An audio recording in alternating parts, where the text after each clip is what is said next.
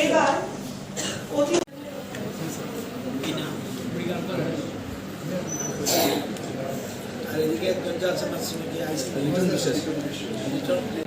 তো আপনারা চিন্তা করুন এই 200 গ্রামের বীজ থেকে প্রায় 100 টাকা নেট প্রফিট থাকে। তবে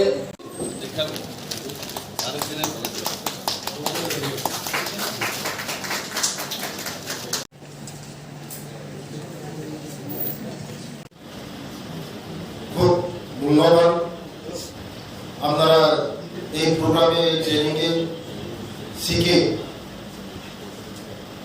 আগামী দিনে যেমন একজন কৃষক আছে ডেপুটি ডাইরেক্টর সাহেব বলছে যে ইয়ারলি 20 লক্ষ টাকা রোজগার হয়।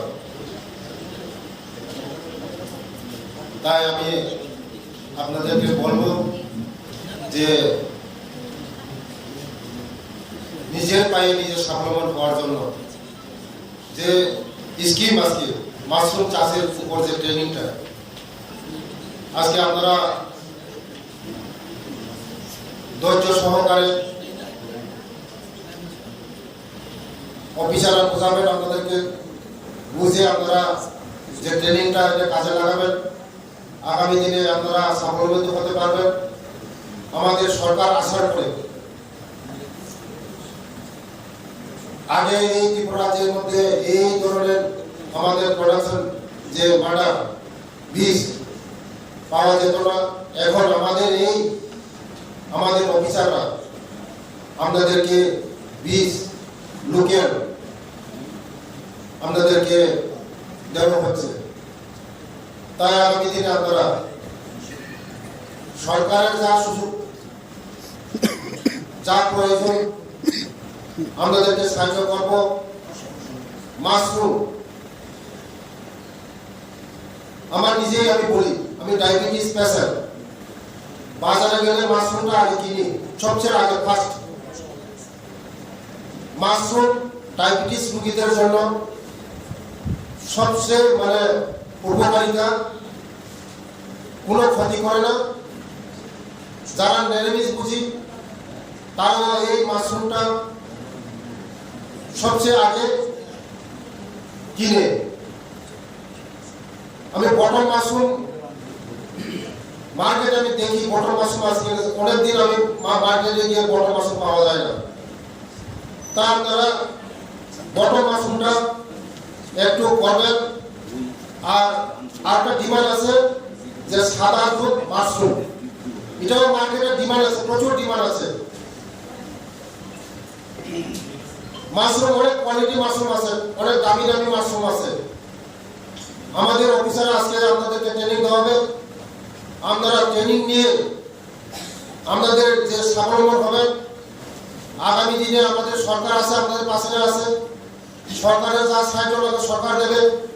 আমাদের সিনিয়র লিডার, সিনিয়র মিনিস্টার আমাদের রতন স্যার অনেক অভিজ্ঞ আছে। আমাদের সরকার আমাদের পাশে আছে। আগামী দিনে আপনারা স্বাবলম্বন হন, আগামী দিনে ভবিষ্যৎ তৈরি করুন। যে ভাই 20 লক্ষ টাকা ইনকাম করে, সে কিভাবে 20 লক্ষ টাকা ইনকাম করছে সে বলবে। আপনারা ট্রাই করবেন। একজন লোক যদি 20 লক্ষ টাকা যদি ইনকাম করে, সে আর কি লাগে? 20 লক্ষ টাকা যদি ইনকাম করে নিজের সংসার উন্নতি, দেশের উন্নতি, ত্রিপুরা রাজ্যের উন্নতি।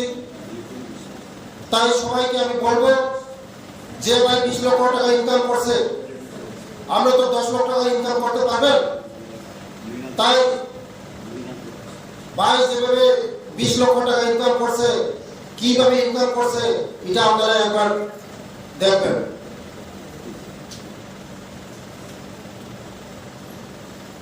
তাই আমি সবাইকে অনুরোধ করব, আপনারা আগামী দিনে এই মাশরুমের উপরে আপনারা স্বাবলম্বন হতে পারবেন। আমরা আছি, সরকার আছে, আপনাদের পেছনে সরকার আছে। যা সাহায্য লাগবে আমাদের সরকার সাহায্য করবে। আমার স্যার এগ্রিকালচার মিনিস্টার আছে, আরো সারা ত্রিপুরা রাজ্যকে আরো মাশরুমের উপর আমরা মাশরুম আরো যারা এই কাজের সঙ্গে জড়িত আমরা আরো ধবল এক এক জায়গায় এখন মাশরুম বলে। আগে আমরা কোথাও কোথাও এলাকা থেকে ওল বলতাম, এক এক জায়গার লোকাল নাম ছিল। আজকে যেটা বলছে কমার্শিয়াল মাশরুম কাল্টিভেশন। মাশরুমটা আমরা জানি, মাশরুম আমার ছোটকালে আমার মনে আছে বাঁশের জাড়ে হতো একটা হলো ব্যাঙের ছাতা, একটা হলো ব্যাঙের ছাতা আর একটা হলো মাশরুম, দুটা আলাদা জিনিস। ব্যাঙের ছাতা খাওয়া যায় না, আর ওল বা মাশরুম খাওয়া যায়। অনেকে ভুল করে এই ব্যাঙের ছাতা খেয়ে ফেলার পরে অনেক অসুখ হয়েছে। এটা আমার মনে আছে, আমার মা ছোট থাকতে বাসের যারা যেত, ঝড় যদি খড়কুটো থাকতো ফাঁকে ফাঁকে উঠতো, এগুলি খুব টেস্টি, ওই গোলগুলির মতো গোলগুলির মতো। তো আজকে এখানে যে প্রোগ্রামটা, এটা হলো কমার্শিয়াল মাশরুম কাল্টিভেশন। অর্থাৎ আমাদের দেশের প্রধানমন্ত্রী, আমাদের রাজ্য সরকার, আমরা যে বলছি ঘরে ঘরে রোজগার, এই ঘরে ঘরে রোজগার, এবং শুধু এটা নয়, আমরা যে job creator, not job seeker. আমি জানি এখানে ৩-৪ জনের মধ্যে ২-৩ জন আমি চিনি যারা, যেমন বিশ্বাস, বাবু দেবনাথ, মৃগাঙ্ক দাস, এরা শুধু মাশরুম চাষ করছে না, তারা ওইখানে চাষ করার পর এবং স্পন্সর করার পর সেখানে কিন্তু তারা লোক রাখছে, অর্থাৎ মানুষকে কাজে লাগাচ্ছে, উনি নিজে চাকরি দিচ্ছে। এটাই বলে আমরা যেটা চাইছি, দেশের প্রধান যেটা চাইছে, আমরা রাজ্য সরকার যেটা চাইছে যে job creator, not job seeker, আমরা সেদিকে এগোচ্ছি। আর মাশরুম এর মধ্যে একটা খুব সহজে রোজগার করেন। এখানে একদম হাতকলমে বুঝিয়ে দিচ্ছি আপনাদেরকে। যেমন এখানে আছে বিশ্বাস, আছে এখানে তোমার কতটুকু টাকা করছো তুমি? আমাদের মূল উদ্দেশ্য এগ্রিকালচার, হর্টিকালচার মূল উদ্দেশ্য একটা জমিও ফাঁকা রাখা যাবে না, এক পরিমাণ জায়গাও না। আমরা প্রচুর পরিমাণে, আমরা দেখবেন এখন আপনার কতগুলি শুধুমাত্র মাশরুম না, আমি যদি বলি সালেমাতে এক মহিলা, সালেমা একজন মহিলা, উনি গোলমরিচ বিক্রি করছে কোথায়? ব্রাজিল, অস্ট্রেলিয়াতে। একজন মহিলা চাষি এইখানে নিয়ে এসেছে এবং সে ব্যবসায়িক ভিত্তিতে সেখানে পাঠাচ্ছে, একজন মহিলা চাষি। আমাদের এখানে সুপারি বলুন, আম বলুন, মুসাম্বি বলুন, কমলম, যেটা আমরা ড্রাগন ফ্রুট বলি, এখন সব জায়গায় আমরা দাঁড়িয়ে যাচ্ছে। এখানে নারকেলে বীজও বিরাট শিক্ষিত ছেলে, লক্ষ লক্ষ টাকা মাসে রোজগার করছে। আমরা যদি কেউ খোয়াই দিকে যান দেখবেন বীজগ, আমাদের মোহনপুর দিয়ে যাওয়ার সময় আমরা পেরিয়ে গেলেই লেফট সাইডে তার বাগান, এবং বীজগ সেখানে তার প্রচুর পরিমাণে ইনকাম করছে। লঙ্কা মানে সবসময় দেখবেন, ওই এই জন্যই বলছি কৃষি দপ্তরের সঙ্গে যোগাযোগ রাখতে হবে। যে দেখবেন লঙ্কামুড়ে একটা জায়গা আছে রাজনগর এবং জয়পুর, এরা কি করে জানেন?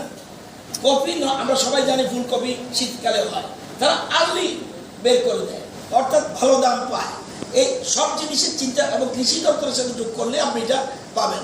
সারডুবি আছে লঙ্কা চাষ, আমার সারডিপের লোক এখানে আছেন, হিউজ পরিমাণ লঙ্কা এখন সেখানে চাষ হচ্ছে। আনারসের জন্য দেখবেন সিপাহীজলা, ধলাই, উনকোটি, এগুলি সিপাহীজলা, এবং কমলার জন্য জলপহির এর থেকে বেটার হয়ে গেছে কিল্লা। তো কাঁঠাল, আমাদের সোনাপুরা মোহনপুর খোয়াই কাঁঠাল আগের মতো আমার মনে আছে, আগে কাঁঠাল বাজারে আসতো, কেউ খেত না। আজকে কাঁঠালের ব্যবসায়িকভাবে চাষ আরম্ভ করছে, অর্থাৎ কাঁচা অবস্থায় আপনি কিন্তু কাঁঠাল বিক্রি করতে পারছেন হিউজ পরিমাণ। আমি যদি দেখি যে আমাদের আগে কোনোদিন চিন্তা করে নাই, বেল, আমরা যে বেল বলি, বেল 1799 মেট্রিক টন গত 5 বছর আমরা বহির্দেশে পাঠিয়েছি, এবং তেঁতুল 235 মেট্রিক টন আমরা বহির্দেশে পাঠিয়েছি। 19 মেট্রিক টন ব্যাটার লিফ, পান পাতা আমরা বহির্দেশে পাঠিয়েছি। সাউথে বেশি করে পান চাষ হয়। আমরা 602 মেট্রিক টন জিঞ্জার, আদা আমাদের আদা খুব ভালো আদা, সেগুলো আমরা বহির্দেশে পাঠিয়েছি। এবং 10,087 মেট্রিক টন পাইনঅ্যাপেল, এবং এটা আমরা বহির্দেশে পাঠিয়েছি। আবার দেশের মধ্যে আমরা দেশের বাইরে আমরা কাতার, দুবাই, বাংলাদেশে পাঠিয়েছি। জ্যাকফ্রুট, কাঁঠাল খুব ডিমান্ড এখন, কিন্তু 5 মেট্রিক টন আমরা বহির্দেশে পাঠিয়েছি। 7 মেট্রিক টন সাতকারা, এক ধরনের ফল আছে লেবুর মতো, এবং সেখানে বিভিন্ন ধরনের জিনিস এখন আপনার এই একটু আগে দিয়েছে আমাদের, প্রেজেন্ট করেছে আমাদের হেজামারা ভাই বোনেরা। এটা খুব ভালো আমাদের স্টেটের জন্য। মুসাম্বি, আমাদের স্টেটে মুসাম্বি, কমলাটা আমাদের একটা পার্টিকুলার এরিয়াতে হয়, কিন্তু মুসাম্বি আমাদের সব জায়গায় হয়। এবং এই জন্য এই আজকে বলছি যে জমি ফেলে রাখবেন। এই যে কলা আছে, এই যে কলা গাছ আপনার যদি লাগান ঠিক মতে, উদ্দেশ্য হলো আপনাকে সঠিকভাবে, যেমন সাউথ ত্রিপুরার লোকরা দেখবেন, তারা কিন্তু নর্থের একটা অভ্যাস আছে, একবার ধান লাগিয়ে দিলে আসলাম, কিন্তু ধান লাগানোর পর আর জমিতে নামতে চায় না। উনকোটি নর্থের লোক একটু একটু অলস ধরনের হয়, কিন্তু তারা ধীরে ধীরে এখন চেষ্টা করছে। এখন আমরা তাদেরকে, না শুনতে খারাপ লাগবে, সেখানে মিটিংয়ে বলেছি, ভাই ডোন্ট টেক আদারওয়াইজ, ওদেরকে বলছি, কৃষকদের বলছি যে আপনারা একটু অলসতা কাটুন। আমরাও অলস অনেকের মধ্যে, কিন্তু দেখলেন আজকে সারা রাজ্য থেকে মাশরুম চাষিরা চলে এসছে। আজকে সবাই নিজের পায়ে দাঁড়াতে চায়, সেখানে আজকে উনকোটির মানুষও ধীরে ধীরে তারা সক্ষম হয়ে যাচ্ছে। এবং আপনারা জানেন সাউথ ত্রিপুরা তারা কি করে, ধান চাষ টাকা আসলো 15 দিনের মধ্যে মাঠে নেমে যাবে, দেখবেন মাটিগুলো এরকম করবে, অর্থাৎ মাটিকে ফ্রি করে দিচ্ছে। অর্থাৎ সাথে সাথে সাথে দেখা যাবে, এটা কৃষি যারা আছে বিজ্ঞানী তারা বলতে পারবে। তো আজকে এখানে যারা আমি কার কথা বললাম, লিটন বাবু, মৃগাঙ্ক দাসকে, কি তোমার অভিজ্ঞতা? মাশরুম চাষ নিয়ে আজকের এই ট্রেনিং কর্মসূচি, এই কর্মসূচি আমাদের বক্তব্যের পরে নিশ্চয়ই আপনাদের ট্রেনিং কর্মসূচি থাকবে, তাই আমি বক্তব্য দীর্ঘায়িত করছি না, কারণ এটা একটা টেকনিক্যাল বিষয়। এবং যারা ট্রেনিং প্রদান করবে, যারা টিচার হিসেবে আজকে আপনাদেরকে শিক্ষা প্রদান করবেন, যারা বিভিন্ন প্রান্ত থেকে এসেছেন, আমি আপনাদের প্রত্যেকের কাছে আহ্বান জানাবো, কারণ আমি দেখতে পাচ্ছি এখানে আমার বিধানসভা কেন্দ্র থেকেও এসেছেন, উত্তর মল্লেশ্বর থেকে, এখানে সিমনা বিধানসভা কেন্দ্র থেকেও আছে, বা মোহনপুর বিধানসভা কেন্দ্র থেকেও থাকবেন।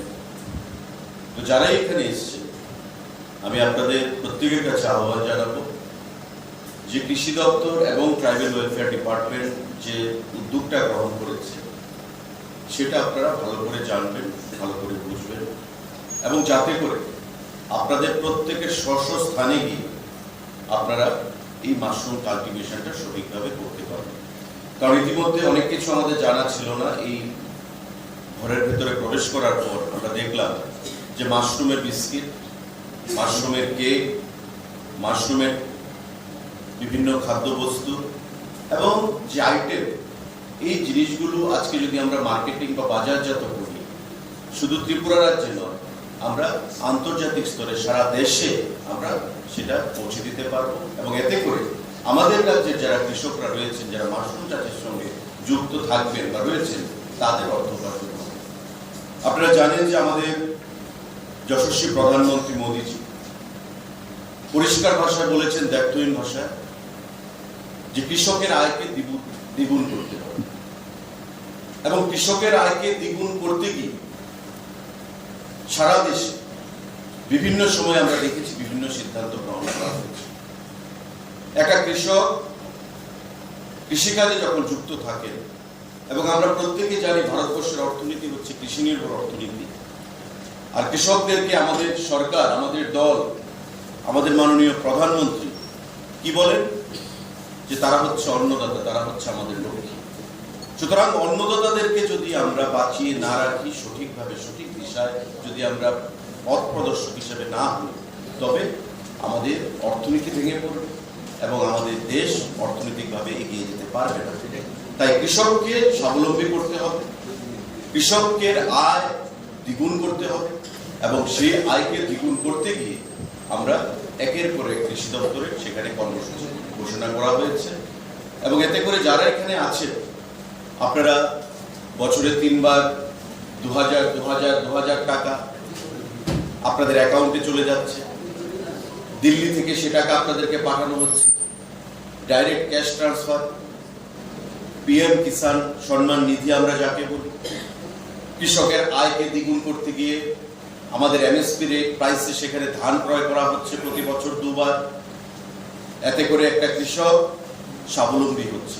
এবং একটা সময় ছিল ত্রিপুরা রাজ্যে যখন কৃষক ধান চাষের জন্য উৎসাহ সেখানে হারিয়ে ফেলেছিল, মাঠ ফাঁকা করে থাকতো, ধান চাষে আগ্রহ ছিল না, বছরে একবার করত। আজকে সেখানে 2 ফসলি 2 বার বছরে ফসল হচ্ছে, 3 বারও কোথাও কোথাও হচ্ছে, কারণ কৃষক